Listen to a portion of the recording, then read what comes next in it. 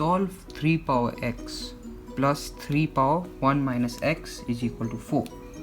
So how will we go about this? We need to make sure that x is on one side of the equation and the integer or whatever is not with x is on the other side of the equation. Here we have 3 power something and 3 power 1 minus x, so therefore we need to simplify this first before actually solving it. So 3 power x can't be simplified further, so that's just 3 power x plus 3 power 1 minus x. Now we learned that if you have a power b minus c, this is actually a power b over a power c. These were taught in the previous video. You can check that out if you have any problems understanding this. So a power b divided by a power c is the same as a power b minus c. So essentially I'm working backwards in this question. So this is the same as 3 power 1 divided by 3 power x.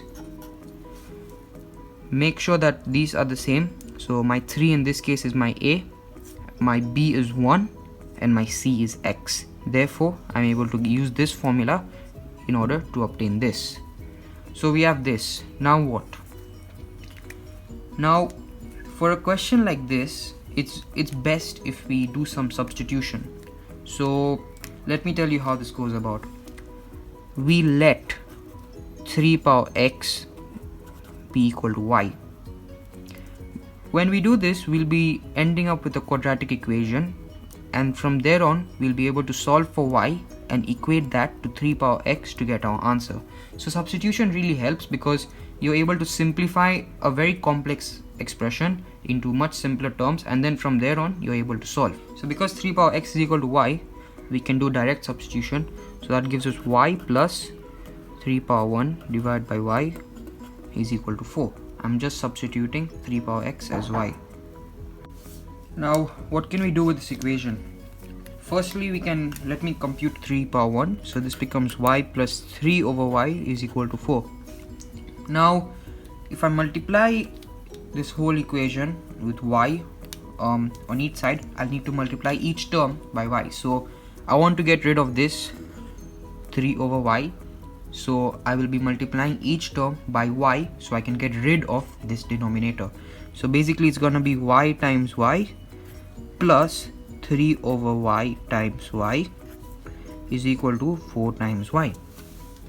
From there I'll be able to get y squared plus 3 is equal to 4y.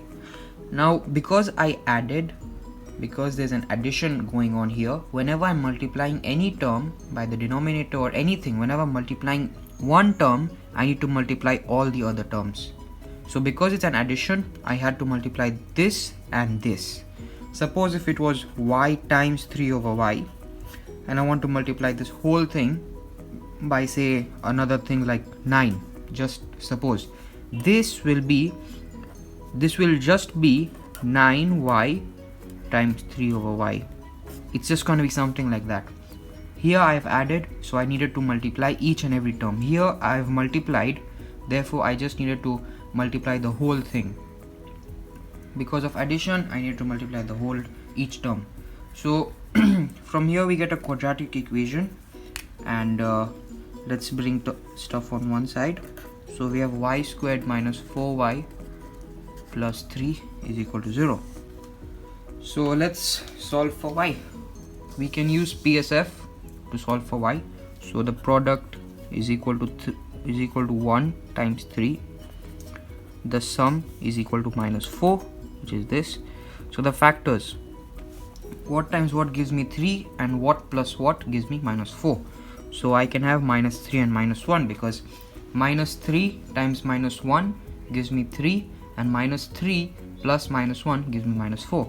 So these work. So it will be y squared minus 3y minus y plus 3 is equal to 0. I'll factorize y out in these two terms.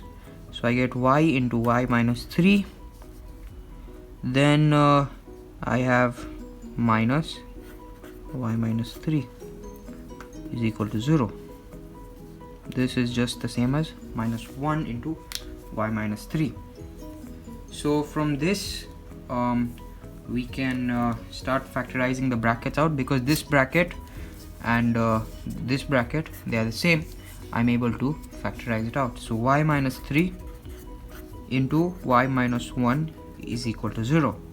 Therefore y minus 3 is equal to 0, or y minus 1 is equal to 0. So y is equal to 1 or y is equal to 3. We're not done yet, because we said that let 3 power x be equal to y. So since 3 power x is equal to y, and we got the values of y as 3 or 1, 3 power x is equal to 3 or 3 power x is equal to 1. We need to solve for this. 3 is the same as 3 power 1. Therefore 3 power x is equal to 3 power 1. So x is equal to 1. Or 1 is the same as any number to the power of 0. In the previous videos you must have seen that if it's a power 0, you get 1. So therefore 3 power 0 is also equal to 1. So 1 is the same as 3 power 0. So 3 power x is equal to 3 power 0. So x can also be equal to 0.